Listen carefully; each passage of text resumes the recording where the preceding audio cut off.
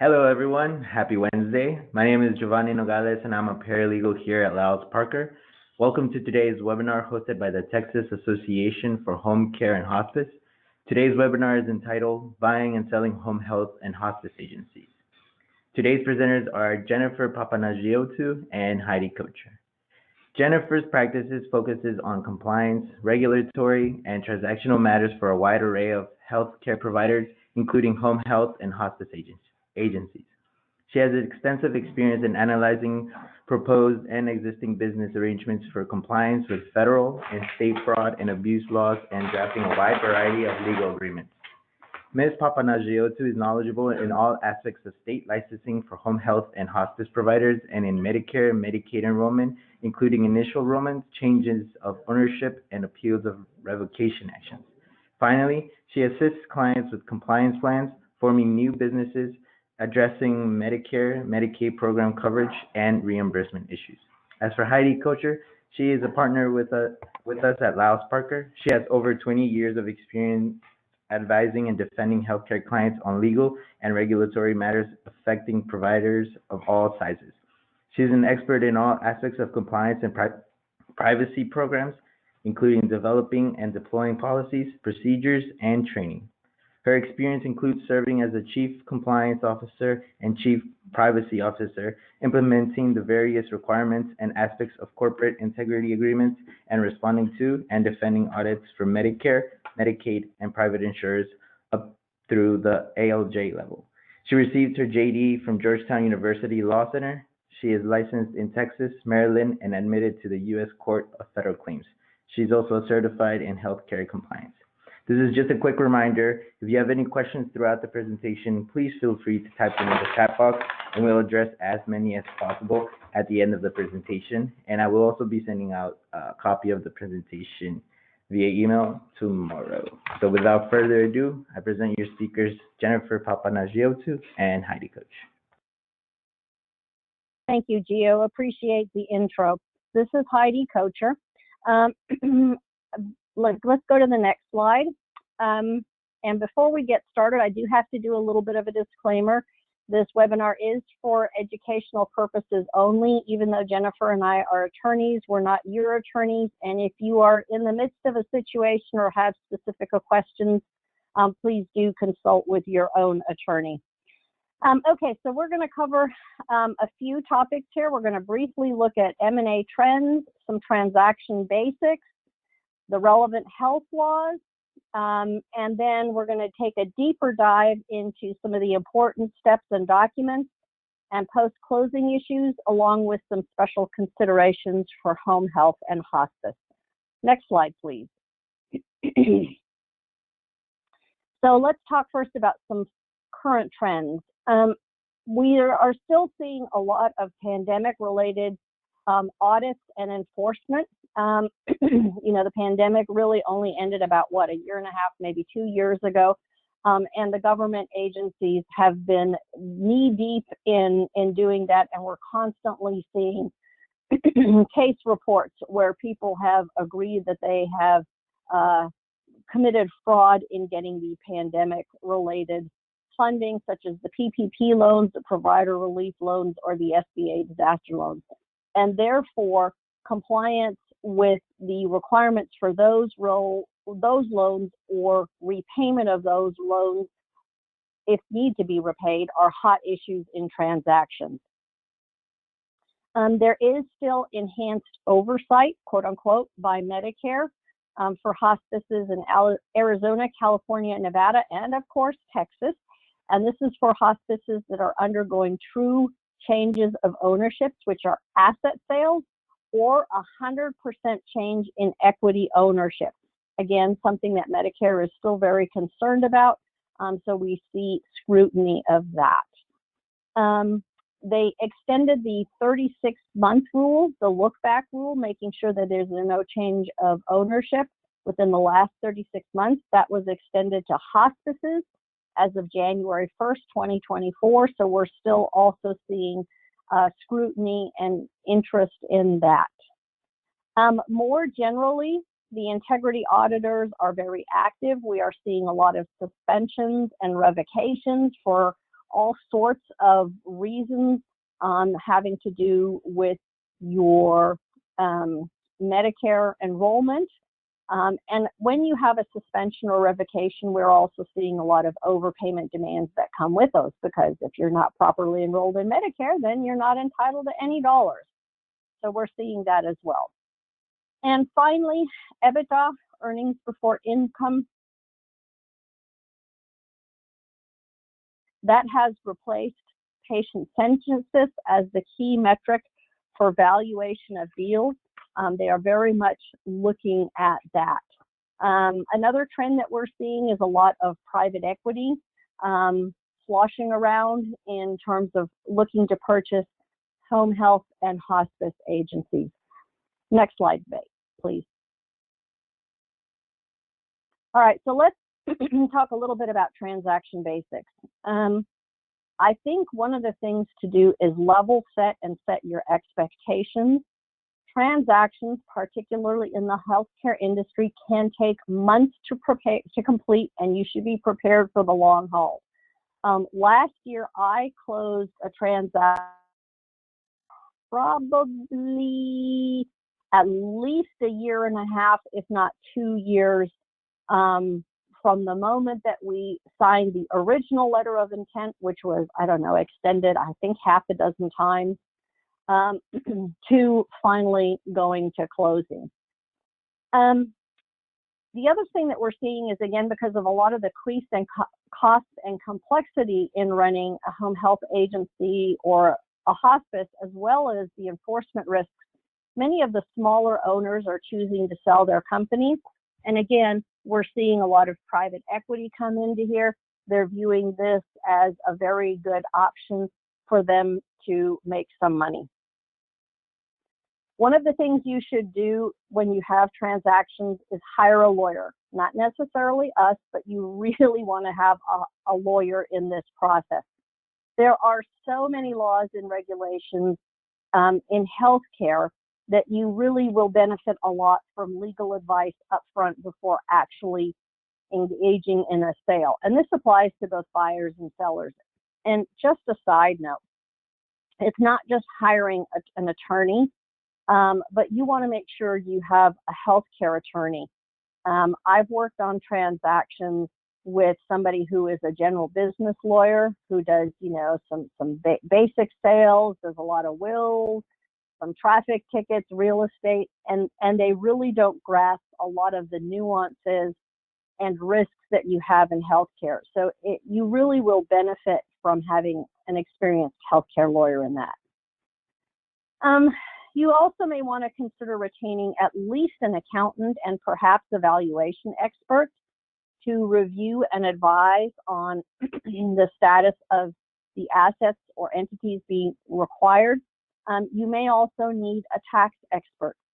Some of this, of course, is going to be dependent on the size of the valuation or the size of the transaction. Valuations are not necessarily cheap, but you definitely want an accountant on your side. And again, make sure that it is somebody who is familiar with healthcare and how Medicare billing and so on works, because there are often accounting issues that crop up in transactions.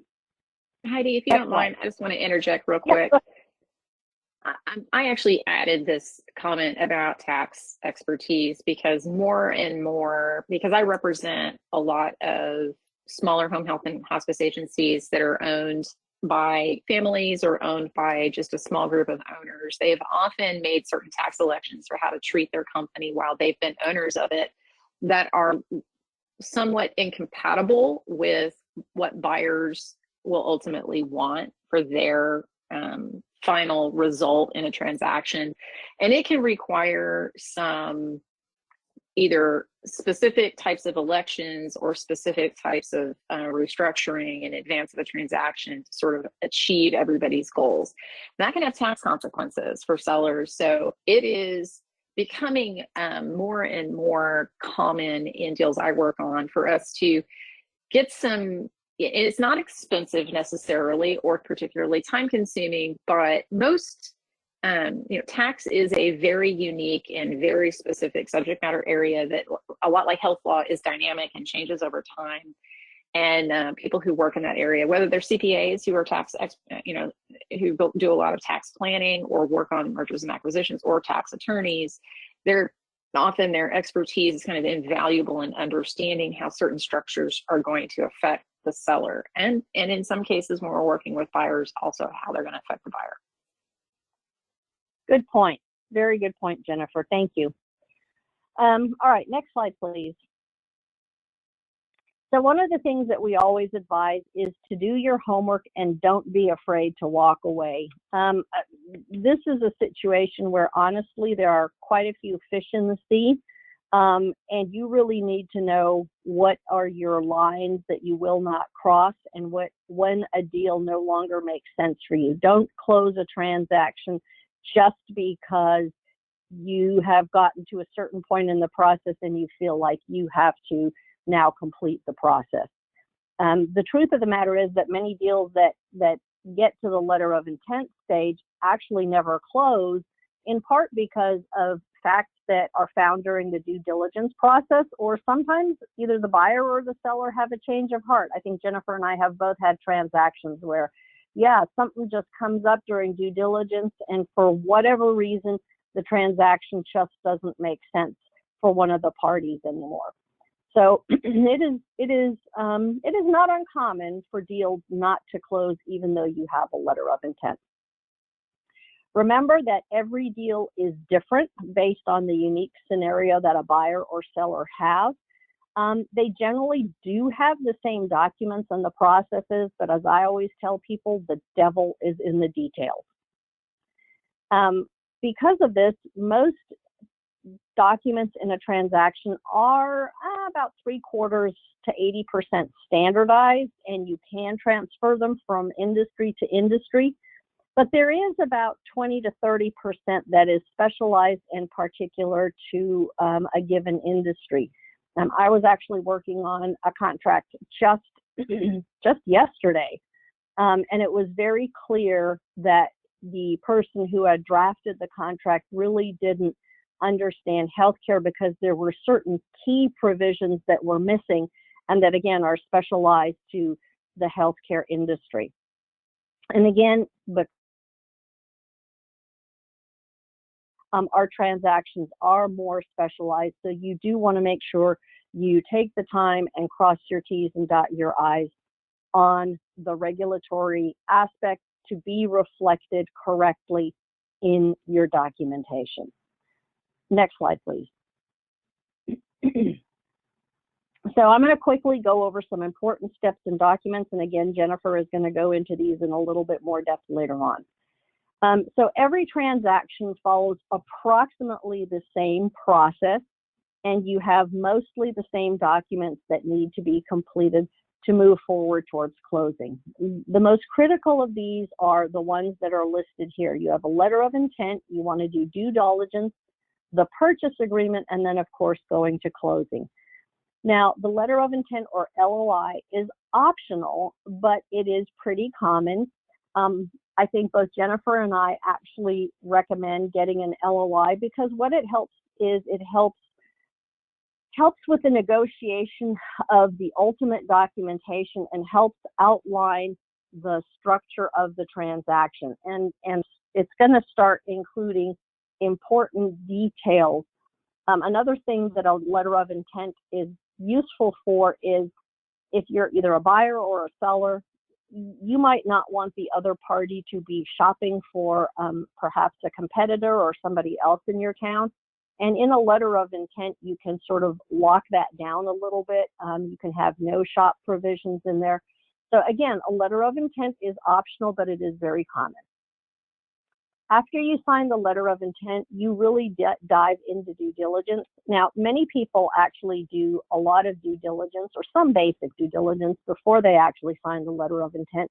But once you have signed the letter of intent, that is really when you want to go and do your very thorough and deep dive due diligence.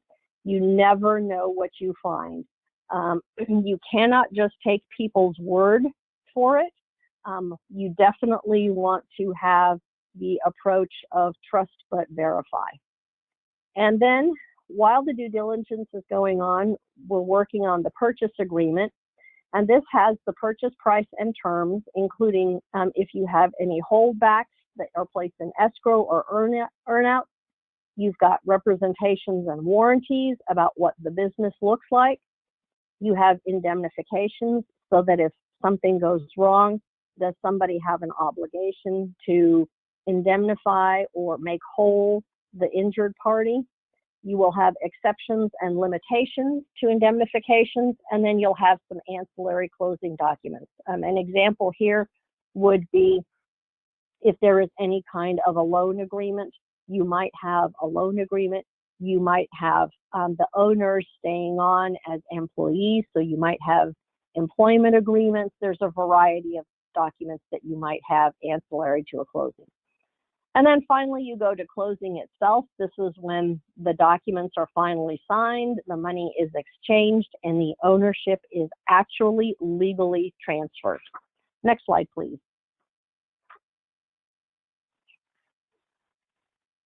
Again, before you draft or sign any LOI, or especially a purchase agreement, you really want to discuss this transaction with an attorney who is experienced in healthcare transactions.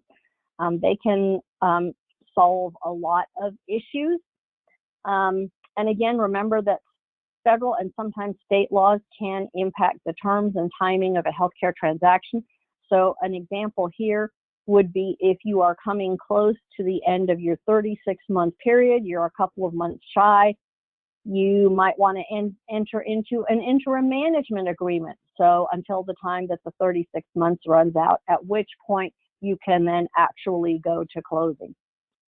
So again, your attorney can help outline these limitations in terms of purchase price, financing, notice periods, and other terms. And again, one of the things that we want to be aware of is if you want a buyer to be paying the seller over time, healthcare fraud and abuse laws can limit how long that period can be and how the payment is calculated, as well as what the seller's role will be post-closing. So that's just an example of some of the things that you can build into your documentation and that you really should get an attorney's advice on. Next slide, please. All right, so now we're going to talk about the relevant laws. I'm going to quickly talk about Stark laws. Stark prohibits a physician from referring patients for designated health services, DHS, to an entity in which the physician or the immediate family member have a financial relationship unless an exception applies. And home health services are designated as DHS by law. We don't see this too much, but we do see it occasionally. So for example, Stark would apply if the selling agency has partial or complete physician ownership, and that physician might ever refer Medicare patients to the purchaser and the resulting home health agency or hospice agency. Stark is a strict liability statute. It is a civil statute. It is either you are or you aren't. There is no question about it. It's like you're not a little bit pregnant. You either are or you aren't. And a violation does result in an obligation to refund all payments along with the imposition of possible fines. So an example here would be if the home health owner, who is perhaps a physician, sells a home health agency but still retains a hospice or other home health care business or other healthcare business, pardon me, that can generate referrals. Again, so physician keeps a practice. You really, again, this is where you need an attorney involved to help you suss out what the issues are and figure out how to address them. Next slide, please. I said Stark applies possibly unless an exception is there. There is an exception for isolated transactions, and there are some requirements for this exception, and the factors are that the payment must be fixed in advance, or you must have a formula that is specified in advance. The price cannot take into account the volume or value of referrals. The transaction would be commercially reasonable even if there were no referrals from the seller to the buyer, and there must be no other transactions between the parties for 6 months except those that meet another exception. So for example, here you might have an employment of the seller. There might be a group practice in office ancillary services exception. You might have somebody as a medical director with a contract. Again, you want to make sure that you talk to an attorney and make sure what you have, what your situation is. Next slide, please. A much more common statute that we're going to run into, next slide, please, is going to be the anti-kickback statute. Thank you. This prohibits the knowing and willful exchange of anything of value, which is called remuneration. You may have heard that term before, to induce or arrange for referrals payable by Medicare or Medicaid. This is a criminal statute, and violations can carry significant penalties and even jail time. And all transactions among parties who refer to each other are subject to the anti-kickback statute. Where is this relevant? Well, earnouts are a particular issue. There is no exception or safe harbor under the anti-kickback statute for earnouts, so we have to structure them very carefully to make sure you don't violate the statute. Another thing that I should mention is that the anti-kickback statute is an intent-based statute. So even though there are some pretty severe penalties, the government has to prove intent on your part. Next slide. So one of the things that we look for is to try to fit a transaction into what is called the sale of practice safe harbor. And this protects transactions among healthcare practitioners and between practitioners and hospitals, especially if you comply with every element, or you have to comply with every element. It is technically not applicable to home health and hospice transactions, but we can very much use it as a go-by. And if we can meet the terms and requirements of the safe harbor, then it is likely that it will survive scrutiny by the regulators, even if this safe harbor technically does not apply to the transaction. One of the things this safe harbor does is it places time limits on completing a transaction and on referrals post-sale between the buyer and seller. Again, you should consult with an attorney to figure out what the parameters of that are. Failure to comply with a safe harbor is not illegal. As I said earlier, the government will look to all the facts to determine what the intent is of the parties. And by the way, the government over the last, I don't know, half a dozen to 10 years realized that people were creating sham documentation and that the real transaction was something else. They have moved from just looking at the paper documentation to looking behind and probing to see what the actual facts are on the ground. So don't think that just because you've papered something and the paper looks nice that you are safe from scrutiny. No, you need to make sure that all aspects of the transaction are in fact meeting the terms of safe harbors or as close as you can get to them, because again, the government will look behind any piece of paper. Next slide, please. So what can you do if a transaction doesn't fit into a safe harbor? You can ask your lawyer for something called an advice letter or an opinion letter. And what this does is it outlines the transaction, the basics and the parameters of the transaction. It analyzes the risks and it documents the steps taken in the past to mitigate those risks, and it can also provide a roadmap for you to identify additional steps that you can take to help mitigate the risks. One of the key things that we find in all of these transactions is that there is this concept of fair market value. The government is very concerned that fair market value is being paid and that the payments are not a cover, again, for referrals or something improper. So one of the things that you do is you can, again, determine what is fair market value.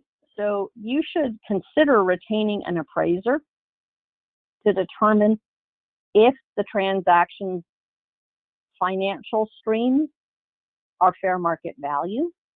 And if you have an independent third-party opinion, this is pretty good evidence that the transaction does represent fair market value and is commercially reasonable. By the way, commercially reasonable and fair market value are distinct and differing concepts, and you need to make sure that a transaction is both fair market value and is commercially reasonable. Next slide, please. I would just add, Heidi, that valuations are not necessary 100% of the time. It is very fact specific, right, about when we recommend that. And it generally pops up in situations where the seller's going to stick around after closing, and we're concerned about making sure the purchase price that's being paid meets those two standards, is fair market value and commercially reasonable. But I would say probably 80% of the time that is not the situation. So I don't want to alarm people thinking every deal requires an expensive, outside valuation. And sometimes these, there are lots of ways to skin that cat. Let's just put it that way. Yes. There are situations where I too say, well, you should probably document fair market value, but you don't necessarily need to hire a third-party appraiser to document fair market value. As Jennifer said, there are lots of ways to skin that cat.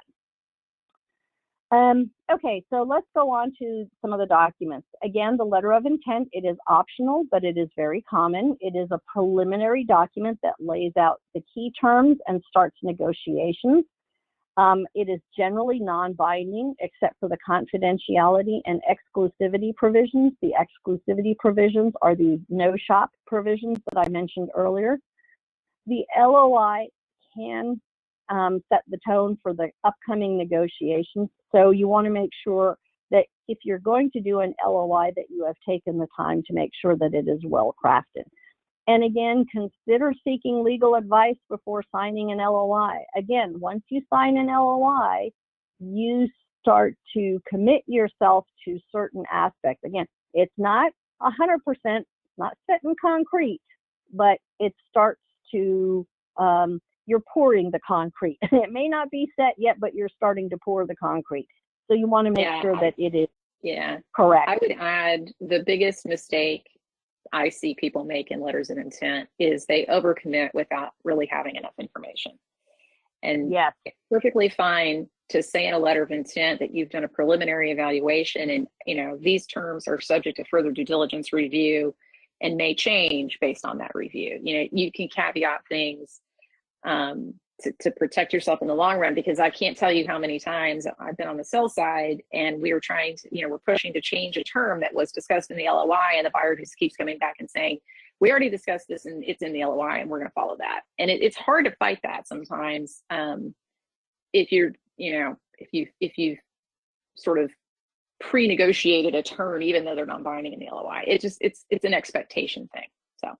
Right. That's why I said you're starting to pour the concrete. It may not be set yet, but if you've ever seen the movies where people are slogging through fresh concrete, it's hard to get out of it. So make sure you know what you're doing. Next slide, please. In terms of due diligence, this is a very, very important situation. You really want to conduct due diligence to ensure that the business or ownership interests that you are purchasing are what you think they are. This is very much the case of caveat emptor, buyer beware. You really do need to look at a lot of documentation. A lot of times people will have already, the seller will have provided financial statements because that's why you're at this point, right? You've taken a preliminary look at financial statements and you're thinking that they're okay.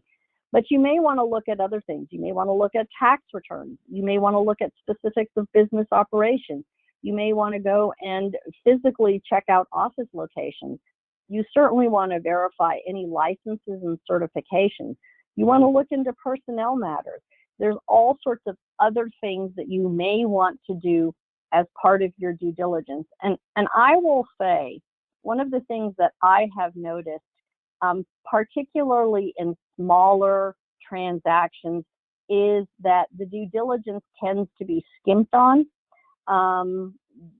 People exchange financial statements and the seller says, here they are, and the buyer says, yeah, looks good, and off they go. That is not enough. Definitely not enough. You need to do more due diligence than that. Next slide, please. And that actually leads into this slide. Because of the concerns that we have in healthcare with the potential for overpayments and so on, is you really want to do a mini claims audit. If you intend to keep the provider numbers of the seller, remember that along with the provider numbers comes all of the successor liability in any Medicare or Medicaid program. So if there was an overpayment from 3 years ago and you have just completed a transaction, guess what? You now have the successor liability for those claims that you had nothing to do with as a buyer. So one of the things that we really advise as part of the due diligence process is to do a claims audit. You should engage an expert if necessary. What you want to do is you really want to identify weaknesses in the medical records and other documents supporting the claims. It is well nigh impossible to correct and provide additional records for claims that are many years old. And again, successor liability can be a big thing, particularly if they do something like take a sample audit and then extrapolate to the universe. We have been in numerous situations where purchasers have ended up with successor liability of things that they did not even see coming. So you really want to do a claims audit of the seller's claims. And obviously, if you find a lot of issues in your claims audit, that's going to either tremendously reduce the purchase price. It may lead the buyer to seek a pretty significant post-closing escrow to give the buyer protection in case there is such an audit and claims, or I've actually seen it kill a deal entirely. So again, you really want to think about doing a claims audit. And if you're a seller, audit your claims prior to getting to this point, because again, you can't fix stuff when you are in the process. You usually can't fix stuff when you're in the process of selling the business. So you want to be fixing and addressing any issues before you even get to this stage. Next slide, please. And now Jennifer's going to take it over with actual documents. Yes, I'm excited to talk about how we bring these things to the closing date. So after you've made it through the letter of intent stage and you've probably conducted quite a bit of due diligence, we usually then begin drafting purchase agreements and any other ancillary documents. And the purchase agreement is your definitive agreement for the transaction. Everything that you've exchanged and discussed up to then culminates in this purchase agreement. It's the definitive document, and it is the final legal document that will dictate all of the terms and conditions for the deal. It is your binding agreement, and it's going to discuss price and risk allocation and all the other provisions that go along with a transaction. It's going to serve as the legal basis for all legal rights regarding closing, payment, penalties, and liability exposure. So it's really important that it's thorough and that it's reviewed and it's drafted and reviewed carefully. And that it accurately reflects your full and final intentions regarding the purchase or sale of the business. I say that seems like a very generic statement, that I will be, one of my jobs, especially when I'm representing sellers, is to make sure you understand the agreement. And if you don't understand a term or provision, your attorney needs to explain it to you. really easy to get lost in a 50-page purchase agreement, and you stop reading because it's complicated and it's long, and you trust that it says what you think it says, and that can be dangerous. And I'll tell you, it's the attorney's job to make sure that the agreement matches your expectations, but it's your job to make sure you understand it as well. Just because your attorney understands what it says doesn't necessarily exempt a seller or a buyer from also fully understanding what the document says. It's really important. I've been in situations where we get 80% down the road in finishing a document, and I'm getting a sneaking suspicion that my client isn't really reading what I'm sending them, and that's it's your job. If you are on the sell side and expecting to get the benefit of the transaction, you need to understand all of the terms of it, and don't be embarrassed, don't withhold, make your attorney explain it to you. All right, let's go to the next slide. So there's 3 basic ways to do a transaction, and we're going to focus on the first 2 because they're the most common. It's very unusual to see mergers in smaller deals, home health and hospice deals. They're really large companies, and in certain situations where mergers make sense, but I can't tell you the last time I ever did a merger, or if I've even ever worked on one, to be honest with you.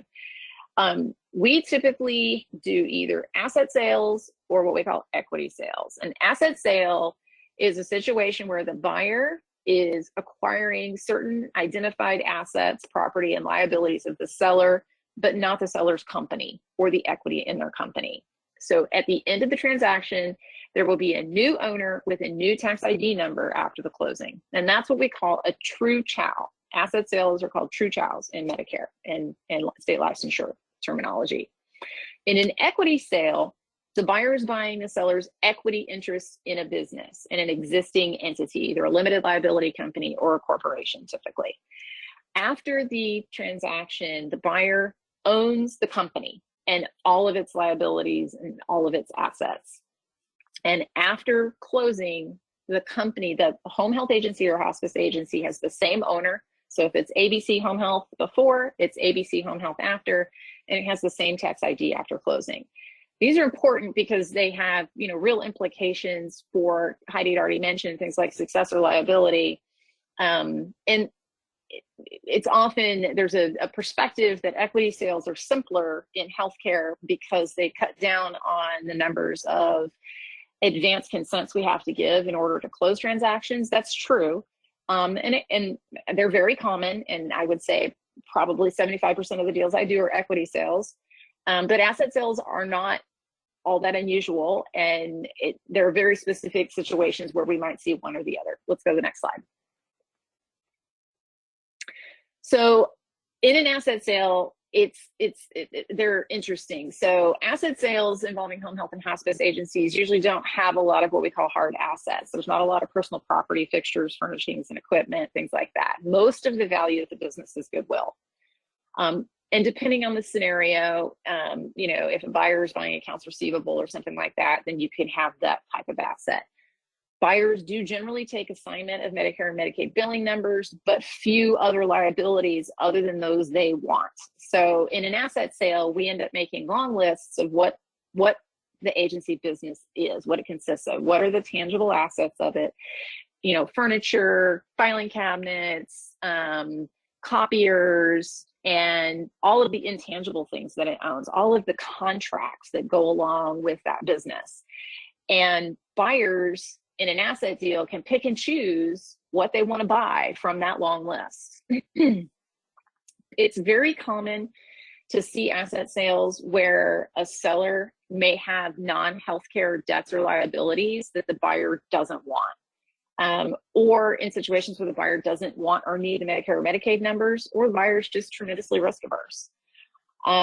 Stock or membership interest sales, the equity sales, the legal entity that owns the home health or hospice agency does not change. Only the shareholders or members of it do. Buyer accepts assignment of the Medicare and Medicaid provider agreements, along with all of the contracts and all other liabilities that may exist at the time the sale happens.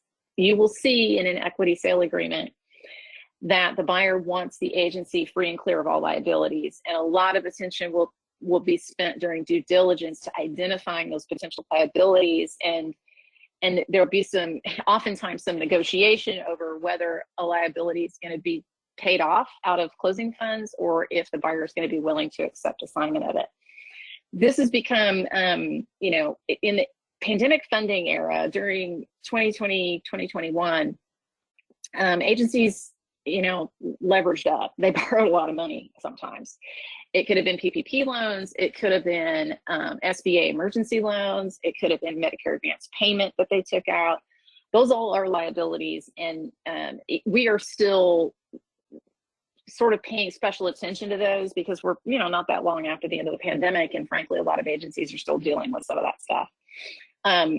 So very different types of deals, and the due diligence for these deals is different. Equity sales tend to have much more intense due diligence because buyers are taking on more risk. They're going to own that company and all its problems. They want to find everything they possibly can that might be of concern if they're going to own that company. Asset sales, you know, are you're able to pick and choose, and they're a little bit lighter on due diligence usually. Let's go to the next slide. Purchase price structure. This is just some typical guidelines of what we see in deals all the time. Buyers generally want to pay a portion of the purchase price at closing and hold something back to cover potential liabilities for a period. Because in healthcare and the nature of how the healthcare payment structure works, both Medicare, Medicaid, and for private payers, we have a pay and chase system for the most part. So buyers understand that they have risk after closing. If they take assignment of your Medicare and Medicaid agreement, they know that they can be audited after they buy this business, whether it's an asset deal or an equity deal, because if you take the Medicare agreement, you get all the liabilities under it. They know they could potentially have claims for services that were rendered before they closed the transaction audited after closing. And so we create what are called holdbacks or escrow holdbacks to give the buyer some protection if there is an audit of post-closing claims and there's some overpayment owed back. Holdbacks usually range somewhere between 10 and 25% of the total purchase price, and it's very dependent on the risks associated with the seller's business. The holdback periods can range, and this again is just a range from 6 to 36 months, again, depending on risks. I more and more am seeing, I will tell you, where I see issues in these structures is where buyers and sellers it's usually a very friendly deal, smaller organizations, and the seller agrees to a holdback but doesn't insist on a formal escrow account or agreement, meaning they don't require the buyer to put that money somewhere and hold it until it's to be paid to the seller. That's a slippery situation, and it really doesn't matter how much you trust each other. If it's a significant enough amount of money, it is worth paying an escrow agent to hold those funds. They get deposited at closing, and that guarantees that they're there when the 12 or 18 or 24 months elapses for that holdback escrow, and is finally released to the seller. So there are certainly situations where we don't do it, especially if they're small amounts of money, because escrows are not free. You got to pay somebody to do it. But it is one of the biggest concerns I see. It's one of the biggest areas I see where we have problems after closing. Some sellers are willing to owner finance and allow a buyer to pay a down payment and then pay structured payments over time. Also risky for sellers, depending on who you're dealing with, purchase price and a whole lot of other things. And there are ways that we can document that to try to protect the seller with things like, promissory notes and security agreements that give you some way to claw back assets if for some reason the buyer stops paying you. We also commonly see purchase price adjustments at closing. So you have a value for the business that the buyer is willing to pay the seller, but there are going to be some adjustments from that number at the closing to take into consideration certain things. They may pay off certain debts of the seller. They may pay the seller's attorney out of those closing fees, and they may provide working capital for the buyer out of that purchase price. it's again, it's all very much deal specific, and there are certain rules of thumb and things that Heidi and I see and deal with all the time, and these are sort of some of the common purchase price adjustments we see. Let's go to the next slide. And let me just jump in with the escrows to allay some of the concerns for folks. I mean, as Jennifer said, an escrow account is not cheap. I mean, it's not free, but it is relatively inexpensive. It's usually less than 1% of the sale price. So it's just one of those things that you really might want to think about. Yeah, I would say these days I see them ranging, depending on how long your escrow is, they can run anywhere from about $2,500 to maybe $3,500 or $4,000 a year. And it's usually split 50-50 between the buyer and the seller. And it's, you know, there are escrow agents I've worked with, and they're usually banks who are sort of skilled at doing this and do it all the time. And it's absolutely worth it if the escrow is of sufficient size. Let me put it that way.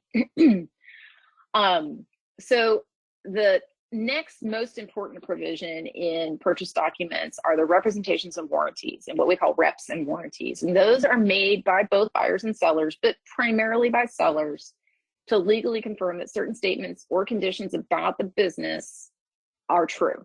And disclosure schedules go along with representations and warranties and identify specific exceptions or facts that are stated in the reps and warranties. I'll give you an example. If we say there's a representation and warranty that, except as disclosed on Disclosure Schedule 1, the company has no liabilities.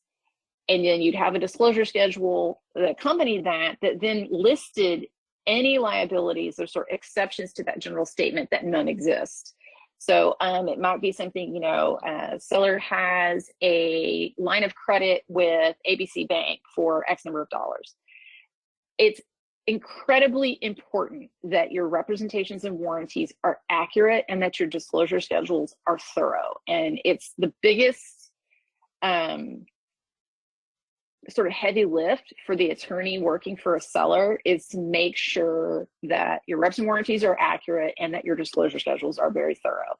And they require time, effort, and energy, but it's worth it in the long run, because if they are not accurate and complete, it can really lead to issues down the road. A material inaccuracy in a rep and warranty can be grounds for a buyer to sue or seek indemnification for breach of contract.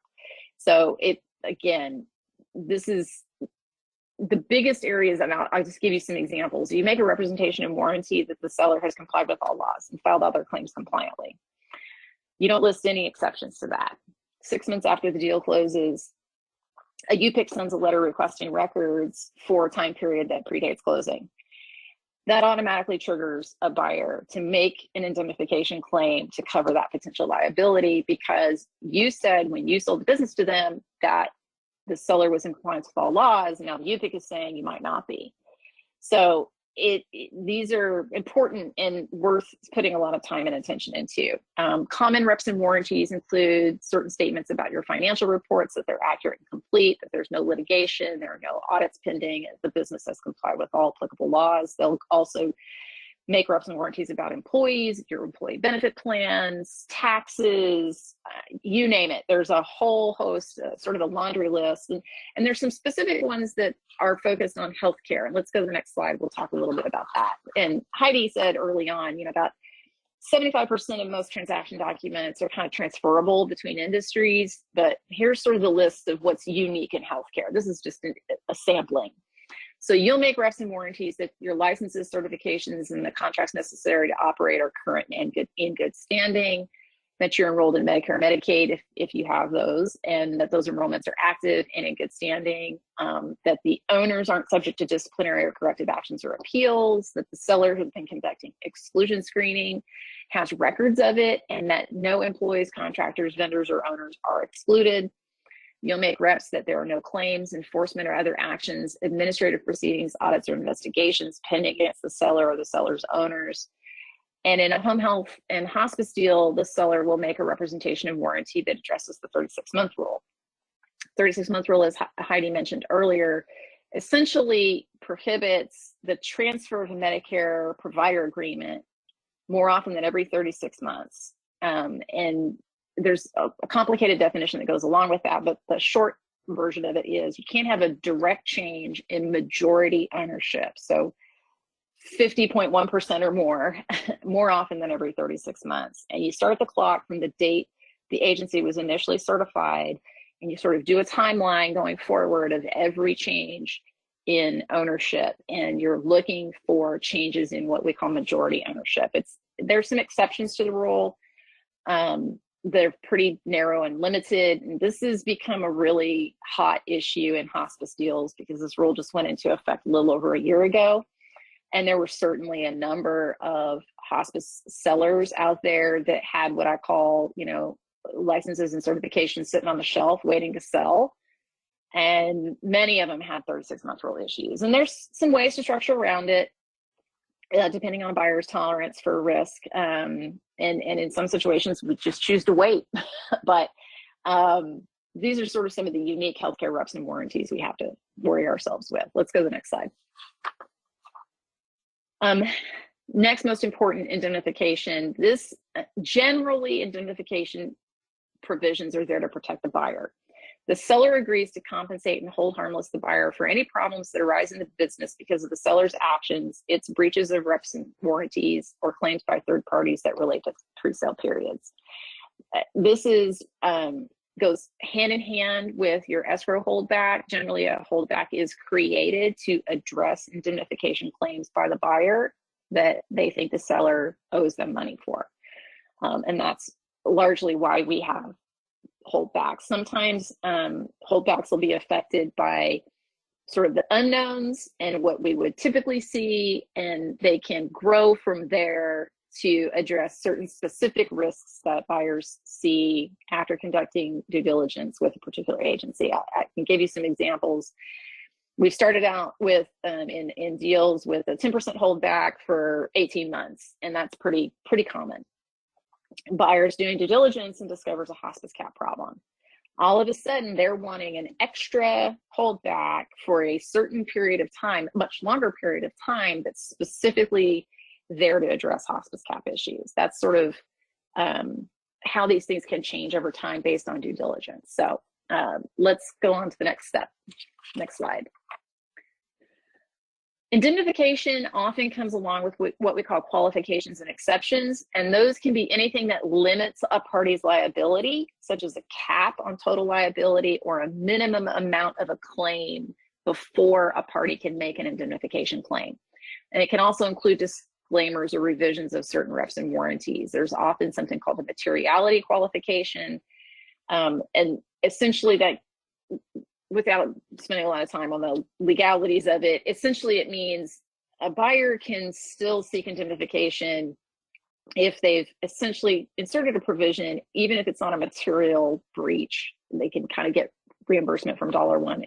I don't want to spend a lot of time on it, but materiality qualifications are often built into indemnification provisions, and it's important that you kind of understand the impact of them as a seller specifically. There are often time limits on indemnification. There's always a provision in there that we call the survival period, and those are generally say something like the representations and warranties in this agreement will survive for 2 years after closing, or whatever the parties negotiate. Buyers obviously want these to be longer because they want protection for as long as they can get it from a rep and warranty that might be untrue. Sellers want these to be as short as possible, and oftentimes there is some effort and energy spent trying to negotiate what these time limits will be on indemnification. These are very, very negotiable terms, and they can be very, very fact specific. And a good transactional lawyer with some experience in healthcare can help you navigate that. Let's go to the next slide.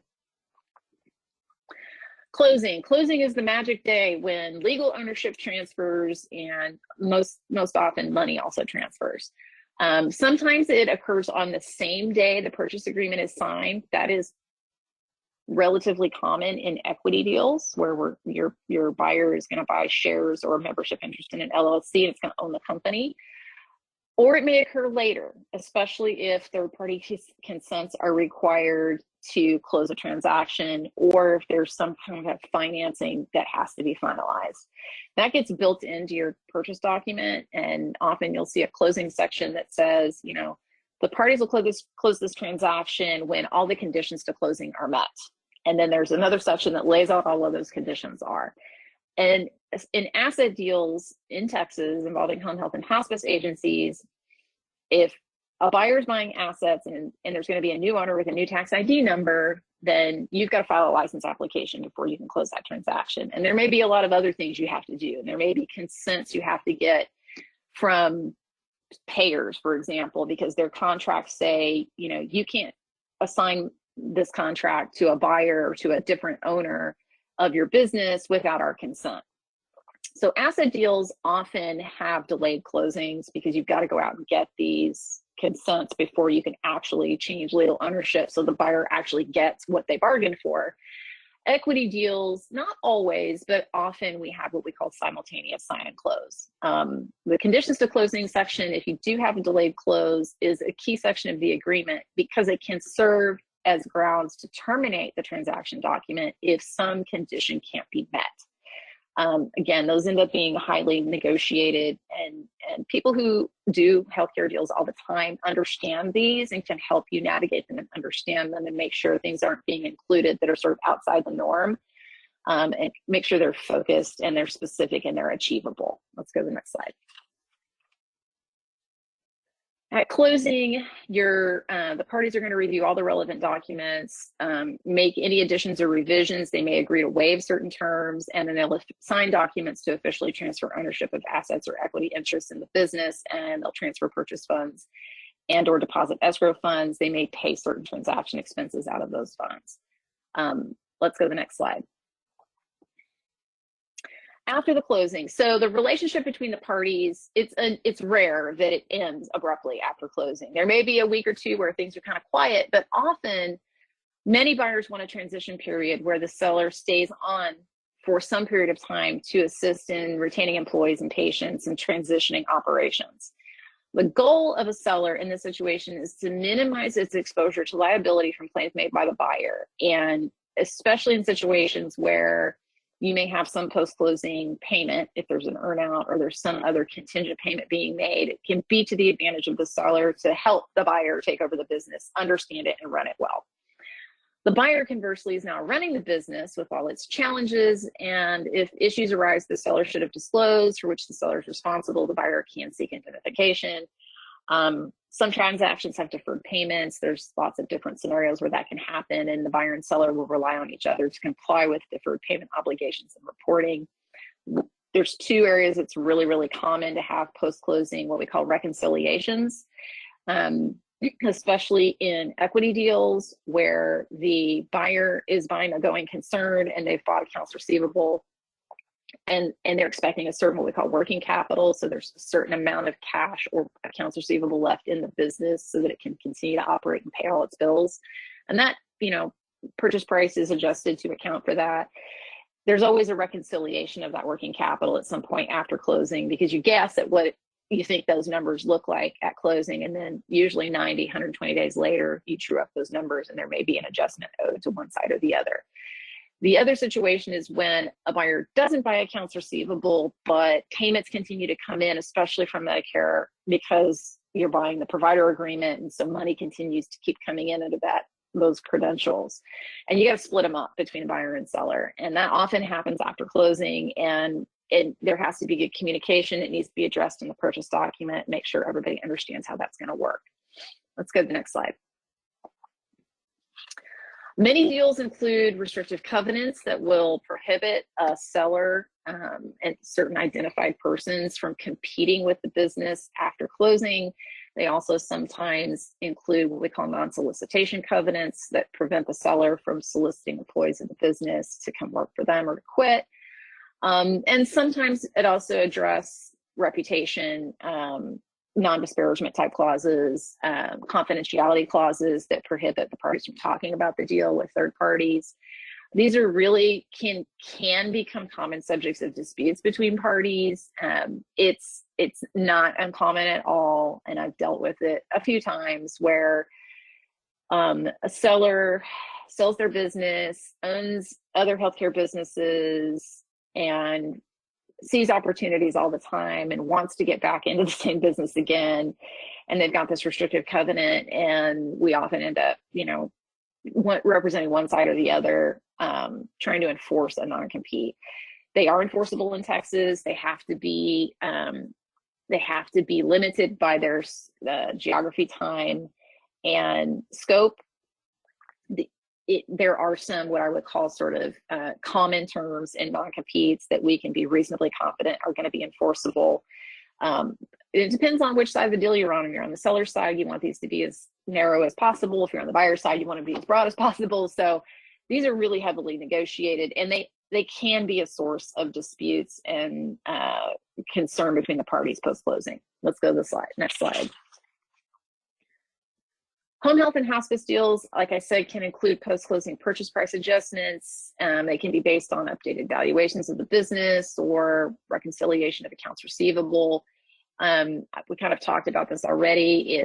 If sellers retaining their accounts receivable, then it's important to lay out that process in your purchase document, and then the parties have to work together to actually implement that process and make sure things get handled properly. Buyers often want purchase price adjustments at closing to discourage sellers from letting the business sort of fall apart during the transaction negotiations, or if there's a long period between signing and closing. Sometimes those reconciliations don't happen until after the close. There are many issues you may be dealing with, for a period of time after closing, and especially if you have deferred payments, that you're going to still need potentially help from counsel to navigate some of those, and certainly with indemnification claims you will. I'll put this last bullet here because it's worth remembering. Always, always, always, especially if you're on the buyer side, you have to file your Medicare and Medicaid change of information or change of ownership applications timely. For Medicare, you have 30 days after closing to do these filings. And if you haven't added that to your post-closing checklist, you need to. And there may be other filings you have to do with licensure. With Medicaid is a little bit different, a little unique in Texas, and depending on what kind of Medicaid programs you're involved in, the filing deadlines may vary. But largely, if you are working with an experienced healthcare lawyer on a buy-side sale, these are going to be issues that you've already got on your to-do list post-closing. Let's go to the next slide. And let me just add real quickly, Jennifer mentioned buyers, but even sellers, if you're doing a change in the enrollment form, even the sellers have to file the 855. CMS actually just put out a reminder not too long ago about how sellers need to be filing the 855 in addition to the buyers. Yeah, that's for true chows where we have asset sales. Right. There is a requirement for the seller to file their own 855A application to let the Medicare contractor know you've sold the business. Yep.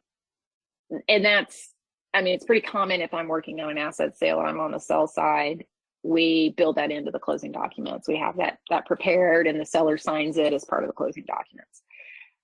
So we've already talked about the home health and hospice 36-month rule and what it means. It is a unique situation for home health and hospice. It is one of the earliest questions when I talk to either buyers or sellers about a deal. Before we even get to the letter of intent stage, let's understand what the ownership history is. We want to be sure this isn't going to be a problem because it can kill a deal for sure. And you don't want to invest a whole lot of time and money into it until you've evaluated this issue. And are you going to be able to structure around it if there is a concern? As Heidi mentioned, hospices with true chows, asset sales, or 100% equity sales are now subject to enhanced oversight. This can include prepayment review for 30 days to as long as a year for agencies in Texas. I am seeing this be implemented. It's interesting how it's been implemented differently in the 4 different jurisdictions where this is occurring right now. Texas, it seems like it's been pretty reasonable. Palmetto has not been overreaching in the numbers of claims they want to see from the new owners. I will say I had a situation in Arizona where it was absolutely ridiculous. They wanted 100% of claims for a hospice that had a huge census for an entire month. And we'd spent a lot of time beating on them to explain that absolutely was ridiculous and did get it addressed. But we haven't really seen so much of sort of that extensive request in Texas. You have to review seller payer contract assignment and notice provisions carefully and understand if consent to a sale is required for a contract to continue. Payer contracts almost always require consent to assign if there's going to be a true chow, an asset sale, and there's going to be a new owner of the business after closing.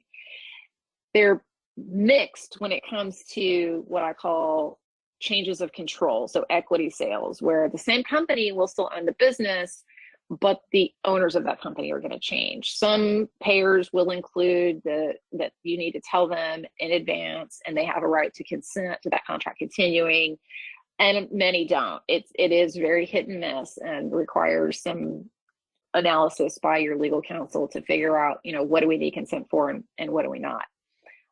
You always need to be considering your staff. How will you retain staff? Because they're key to retaining patients. As a buyer, retaining staff and really evaluating your staffing needs before you close a transaction are really important.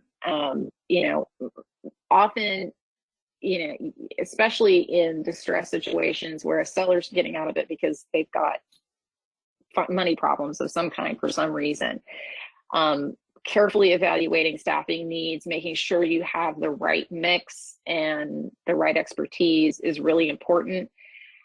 And obviously, retaining your clinical staff is absolutely critical to keeping your patients happy. So I know the operational side in deals, it's not something I necessarily get deeply involved in as an attorney, but it is on the list of things I talk to both buyers and sellers about pretty early on. What is your plan? How are you going to introduce this transaction to your staff? When are you going to do it? What are you going to say? What's that process going to look like? Because it's really important to the sale being successful. Don't forget about notifying your accrediting body. Generally speaking, it doesn't need to be done in advance. Most of the accrediting bodies are fine with you telling them about deals shortly after they happen, but it is important that you find out what they need. Oftentimes they need copies of documents or they have forms they want you to fill out. A buyer should be reviewing seller's compliance plan, policies, and procedures in any audits, whether done internally or externally, to see what the risk areas are in that particular business. And obviously, as a buyer, you should be considering cost-saving strategies in any transaction. How are you going to, if you're already own a business and this is going to join your larger organization, how are you going to remove redundancies, streamline systems, increase outreach and marketing? Is this really a good fit for you? And is it a good deal for you? What I've seen a lot of lately, for whatever reason, are buyers looking to get into particular geographic areas, and it's important to think those through carefully. Where do you want to be? Where do you want your agency to be? And I'll just warn you in advance, if you're in Houston and you want to expand, north, it isn't always possible for you to just find any home health agency that's for sale in the state of Texas and move it where you want it to be. That is not necessarily possible. So it's important to kind of talk these things through in advance before you commit to a transaction so that whatever you're looking at is going to meet your needs. Let's go to the next slide. So in conclusion, transactions are complex and they do take time. Heidi said early on, she's had a deal that took up to 2 years to get done. I wouldn't say that's common, especially in smaller transactions, but it is not uncommon for them to take 3, 4, 5, 6 months from the very first conversations until closing. And every broker I talk to who works in this industry, time is money, time kills deals. And it's not untrue. The longer it takes to close a deal, the more likely it is to fail. But you also, as healthcare counsel, as transactional counsel, one of my jobs is to set expectations. You can't skip steps and you can't ignore regulatory requirements. So, setting expectations early on for what the process is going to look like, how long it's going to take is really important. Whether buying or selling, always make sure the target business continues to operate in its customary manner while negotiations are pending. Be sure to be aware of and discuss with your counsel fraud and abuse issues that may affect the structuring of the transaction. Engage experienced professionals to help you handle the transaction, whether it's the legal part of it, valuations, tax issues, whatever those might be. This is the time to spend some money. It's worth it. Be aware of the long-term risk allocation issues that go on long after closing and plan for those. And Heidi and I both are pretty active transactional lawyers, and we're certainly happy to answer any questions anybody might have. I think this is our last slide. Yes. And if you don't have a question now and you want to reach out to one of us by email or phone later on, we're happy to answer some general questions. Yeah, so there's one question. It says, can you provide more details about the CMS enhanced oversight in Texas? Does this require a formal notification to CMS or Texas DOH? Yeah.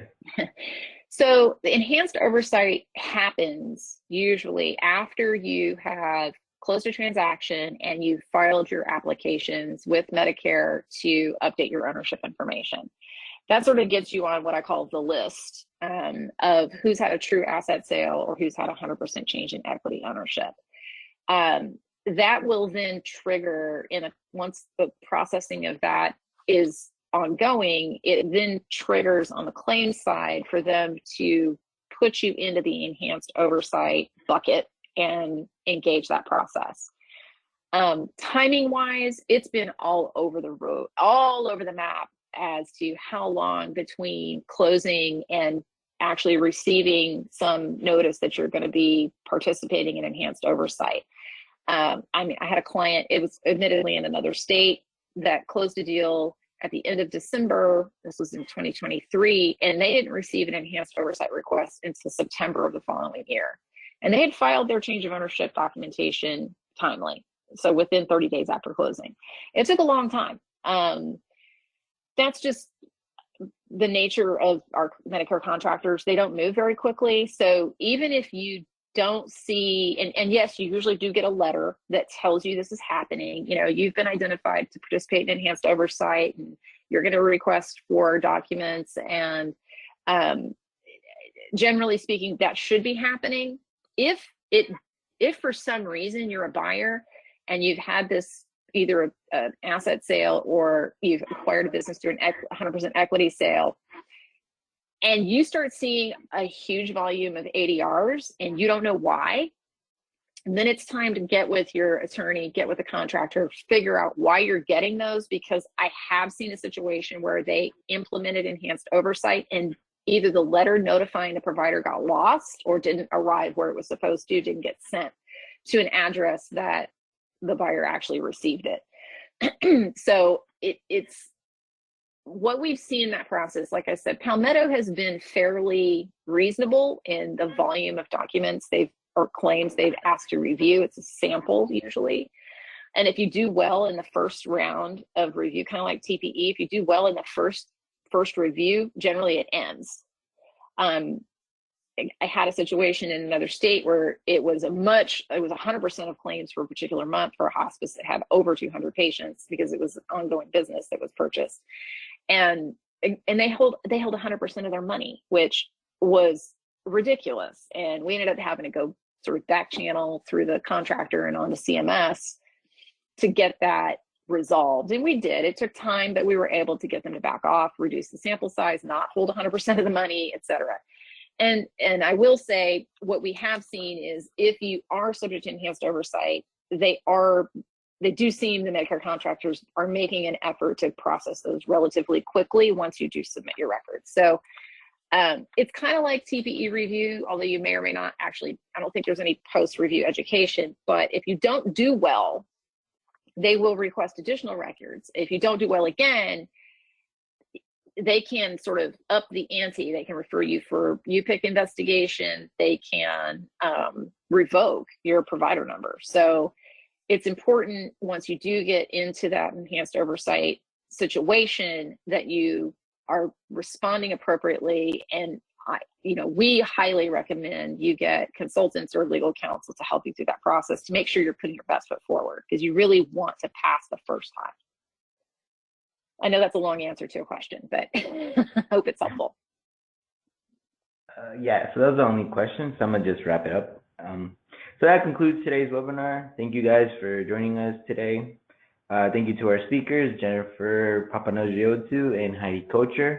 And everyone from today's webinar will receive a copy of the presentation tomorrow via email, the email that you registered this webinar for. And if you have any further questions about today's discussion or another healthcare law issue, please feel free to reach out to Jennifer and Heidi. Their emails and phone numbers are above, or to directly to Lyles Parker. And have a good Wednesday and take care. Thank you, guys. Thanks all. Bye-bye. Thank you.